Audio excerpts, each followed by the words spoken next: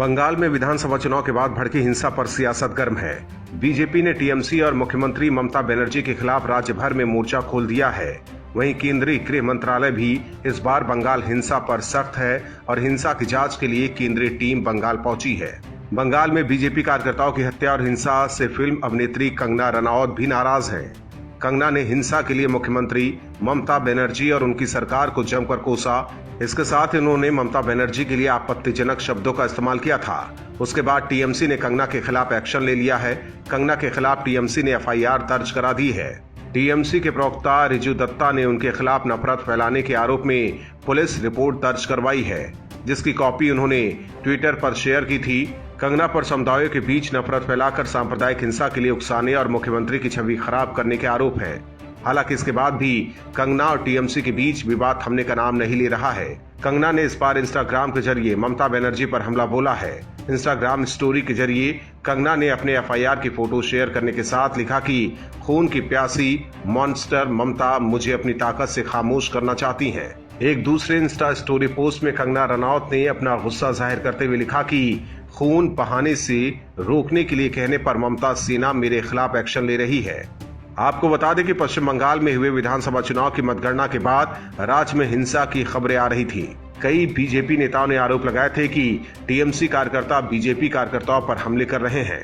इन्हीं खबरों पर प्रतिक्रिया देते हुए कंगना ने आपत्तिजनक ट्वीट किया था, जिसके बाद उनका वेरीफाइड ट्विटर अकाउंट स्थायी रूप से सस्पेंड कर दिया गया था। अकाउंट सस्पेंड किए जाते वक्त कंगना के 3 मिलियन फॉलोअर्स थे। इसके बाद कंगना कू ऐप और इंस्टाग्राम का इस्तेमाल कर अपने विरोधियों पर हमला बोल रही हैं। सेंट्रल विस्टा प्रोजेक्ट पर कांग्रेस और पूर्व अध्यक्ष राहुल गांधी राजनीति करने से बाज नहीं आ रहे हैं, लेकिन इस बार कांग्रेस सेंट्रल विस्टा प्रोजेक्ट पर राजनीति कर पूरी तरह घिर गई है। कांग्रेस के पूर्व अध्यक्ष ने सेंट्रल विस्टा को रुपयों की आपराधिक बर्बादी करार दिया है। उन्होंने ऐसा दिखाने का प्रयास किया जैसे ये प्रोजेक्ट पीएम मोदी का कोई निजी प्रोजेक्ट हो, लेकिन महाराष्ट्र में महाविकास आघाड़ी सरकार रुपयों की बर्बादी कर रही है। इस पर राहुल गांधी चुप्पी साधे हुए हैं। सीएम उद्धव ठाकरे विधायकों के भोग विलास के लिए नरीमन पॉइंट में 900 करोड़ रुपए की लागत से हॉस्टल बनवा रहे हैं। इस एमएलए हॉस्टल को नेशनल बिल्डिंग कंस्ट्रक्शन कॉर्पोरेशन बनाने वाला था, लेकिन उद्धव ठाकरे की सरकार ने इसकी समीक्षा कर इसका जिम्मा राज्य के पीडब्ल्यूडी विभाग को सौंप दिया है और 400 करोड़ की लागत से बनने वाला हॉस्टल अब 900 करोड़ की लागत से तैयार हो रहा है। ऐसे में एक बार फिर कांग्रेस और राहुल गांधी का दोहरा रवैया सामने आया है। सवाल यही उठ रहे हैं कि अगर उनकी सरकार किसी राज्य में सैकड़ों करोड़ खर्च कर रही है तो कांग्रेस इस पर मौन है, लेकिन जब केंद्र सरकार देश के लिए कुछ बनवा रही है तो वो ऐसा दिखा रहे हैं जैसे स्वास्थ्य बजट में से रुपए निकाल कर ही वो सब किया जा रहा है। अगर Rahul Gandhi central Vista project पर सवाल उठा रहे हैं तो सबसे पहले तो उन्हें जहां अपनी सरकार है वहां से शुरू करना चाहिए। वो महाराष्ट्र में अपनी सहयोगी पार्टी शिवसेना को क्यों नहीं कहते कि वो विधायकों के भोग विलास की बजाय जनता की जान बचाने की फिक्र करे, क्योंकि कोरोना के सबसे ज्यादा मामले तो महाराष्ट्र में ही हैं और दूसरे राज्यों से कई गुना ज्यादा लोगों की मौत यहाँ हुई है। सेंट्रल विस्टा प्रोजेक्ट तो समय की जरूरत है, इसके लिए आज नहीं बल्कि 90 के दशक में ही सिफारिश की गई थी और मोदी सरकार उसी पर आगे काम कर रही है। लेकिन कांग्रेस की केंद्रीय योजनाओं पर उंगली उठाने की आदत पड़ गई है। ऐसे में अब उन्हें सेंट्रल विस्टा प्रोजेक्ट पर भी आपत्ति है। पश्चिम बंगाल में विधानसभा चुनाव नतीजे के बाद शुरू हुई हिंसा पर ममता सरकार की मुश्किलें बढ़ती जा रही है। राज्यपाल गृह मंत्रालय के बाद अब कलकत्ता हाई कोर्ट ने भी एक्शन लिया है। बंगाल हिंसा पर हाईकोर्ट ने ममता सरकार से रिपोर्ट मांगा है और इसके लिए ममता बनर्जी को सिर्फ 2 दिन का समय दिया है। बंगाल में आए दिन हो रही हिंसा को लेकर हाईकोर्ट में याचिका दायर की गई थी, जिसके बाद कोर्ट ने फैसला सुनाया है। दरअसल याचिका में कहा गया था कि राज्य में विधानसभा चुनाव के बाद कानून व्यवस्था बिगड़ गई है और कोरोना महामारी के संकट के बीच राज्य में हो रही क्रूरता से लोगों में भय का माहौल है। याचिका में ये भी कहा गया है कि अब तक हुई कई हिंसा में कई लोगों की हत्या भी हो चुकी है। दायर की गई याचिका में बंगाल में हो रही हिंसा पर राज्य पुलिस पर भी सवाल उठाया गया है, क्योंकि पुलिस ने परिस्थिति सामान्य करने और शांति स्थापित करने के लिए कोई कदम नहीं उठाए। जिसके बाद कलकत्ता हाईकोर्ट की 5 जजों की पीठ ने याचिका पर अपना आदेश जारी करते हुए कहा कि राज्य की ममता बनर्जी सरकार चुनाव बाद हुई हिंसाओं पर रिपोर्ट दे और इसके लिए 10 मई तक का समय दिया गया है। हाईकोर्ट के फैसले के बाद ममता सरकार चौतरफा घिर गई है। हालांकि ममता बनर्जी बार बार यही कह रही हैं कि चुनाव आयोग ने प्रशासनिक फेरबदल किए थे, इसीलिए कानून व्यवस्था बिगड़ने से राज्य के हालात बिगड़े। गौरतलब है कि बीजेपी ने टीएमसी पर आरोप लगाया है कि तृणमूल कांग्रेस समर्थित गुंडों ने कई बीजेपी कार्यकर्ताओं की हत्या की है। इसके साथ ही महिला सदस्यों पर हमला किया गया, घरों में तोड़फोड़ की गई और दुकानों को लूट लिया गया। हालांकि अब देखने वाली बात होगी कि बंगाल सरकार हाईकोर्ट में क्या रिपोर्ट पेश करती है और कोर्ट बंगाल सरकार पर क्या फैसला लेता है। बंगाल में तृणमूल कांग्रेस की जीत के बाद बंगाल में जारी हिंसा पर बीजेपी और टीएमसी के बीच आरोप प्रत्यारोप का दौर जारी है। बीजेपी लगातार ये दावा कर रही है कि बंगाल हिंसा में बीजेपी के कई कार्यकर्ताओं और लोगों की मौत की जिम्मेदार टीएमसी है, पर लगातार टीवी न्यूज चैनल्स पर डिबेट भी इसके लिए करवाई जा रही है।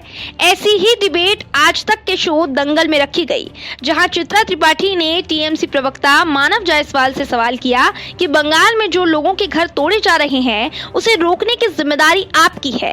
इस पर टीएमसी नेता ने सारा भार बीजेपी के मत्थे मढ़ दिया और कहा कि सबकी जिम्मेदारी है, भाजपा वालों की जिम्मेदारी है थोड़ा संयम रखें। जहां भाजपा जीती है वहां वे मार रही है लोगों को, बंगाल को खंडित कर रहे हैं। जायसवाल के इस आरोप पर भारी पलटवार करते हुए भाजपा प्रवक्ता संबित पात्रा ने कहा कि ये जो आज मारे गए हैं इनमें से किसी का नाम शोभा जी है, किसी का नाम गौरव है तो किसी का अभिजीत है। इसलिए आज पूरे विश्व में कोहराम नहीं मचा है, लेकिन अगर इनका नाम अखलाक या पहलू होता तो यूनाइटेड नेशंस तक तांडव मच गया होता। अमेरिका के राष्ट्रपति से लेकर सब लोग बोलते कि अब भारत रहने के लायक नहीं है। नसीरुद्दीन शाह भी जाग गए होते, सभी हीरोइन प्ले कार्ड खेलने के लिए खड़ी हो गई होती कि भारत में क्या हो रहा है। पात्रा ने आगे कहा, मैं जयंत घोषाल को काफी पसंद करता हूं। वो कहते हैं कि ये गलती प्रधानमंत्री की है, वो फोन क्यों नहीं करते, बंगाल की सीएम से बात क्यों नहीं करते। सही है, फोन करना चाहिए कि हिटलर दीदी ये आपका परमिशन है, हमारे मंत्री जा सकते हैं रिपब्लिक ऑफ बंगाल में। प्रधानमंत्री फोन करेंगे दीदी को कि प्लीज हिंसा रोक दीजिए, अब जान बचाने के लिए किसी को गुहार लगाना पड़ेगा। संबित पात्रा के इस बयान से जायसवाल की तो बोलती बंद हुई ही, साथ ही टीएमसी के उन सभी नेताओं को ये संदेश जा चुका है कि बंगाल हिंसा में बीजेपी के कार्यकर्ताओं की मौत के बाद बीजेपी अब खामोश नहीं बैठेगी और ममता बनर्जी को उनकी खूनी नीतियों का जवाब सही भाषा में जरूर देगी। दूसरी तरफ कांग्रेस सहित उन राजनीतिक दलों पर भी सवाल उठ रहे हैं जो मोदी की आलोचना करने में तो जरा भी देर नहीं करते, लेकिन बंगाल हिंसा पर वो चुप्पी साधे बैठे हैं और गायब हो गए हैं। बंगाल विधानसभा चुनाव के नतीजे आने के बाद अपनी ही सीट नंदीग्राम से हार को ममता बनर्जी हजम नहीं कर पा रही हैं। अपनी हार के बाद ममता हर दिन बीजेपी पर नए आरोप लगा रही हैं। ऐसा ही आरोप ममता ने एक बार फिर लगाया है। दरअसल बंगाल में हुए हिंसा पर गृह मंत्रालय एक्शन में है। केंद्र ने मामले पर ममता सरकार से रिपोर्ट मांगी है, लेकिन ममता उल्टा बीजेपी पर ही आरोप लगा रही है। ममता ने बयान जारी कर कहा है कि बीजेपी जनादेश को हजम नहीं कर पा रही है और फर्जी वीडियो पोस्ट करके हिंसा भड़का रही है।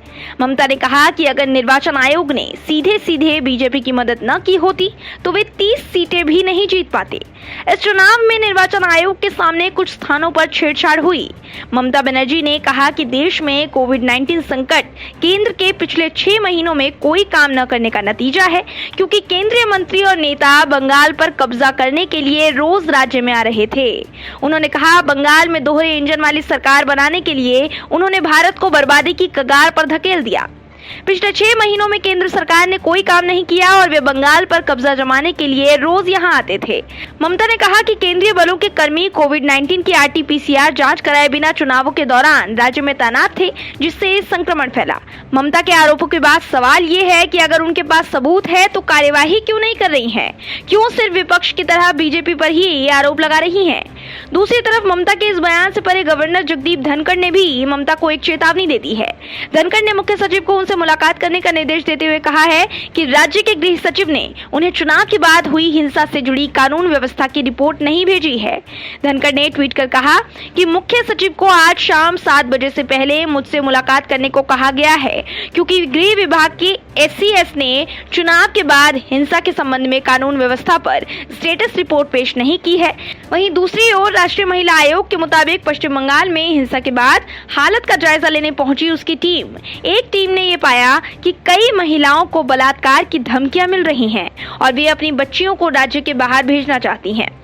जगदीप धनखड़ और महिला आयोग की ये दलील एक बार फिर ममता पर सवालों की बौछार करने के लिए काफी है, क्योंकि इनसे ये साफ साबित हो रहा है कि ममता इस हिंसा पर पर्दा डालना चाहती हैं। राज्य में कानून व्यवस्था के साथ खिलवाड़ करने वाली ममता बनर्जी नहीं चाहती कि बीजेपी उनकी पोल खोले। दरअसल ममता इसलिए भी चिंतित हैं कि बीजेपी बंगाल में 3 से 77 सीटों तक पहुंच गई है। ऐसे में ममता बनर्जी को ये डर सताने लगा है कि इस बार बीजेपी मजबूत विपक्ष की भूमिका में है, जो उनकी तानाशाही को नहीं चलने देगी। Bureau report, OMH news. और भी वीडियोस देखने के लिए चैनल को सब्सक्राइब करें और बेल आइकन को दबाएं।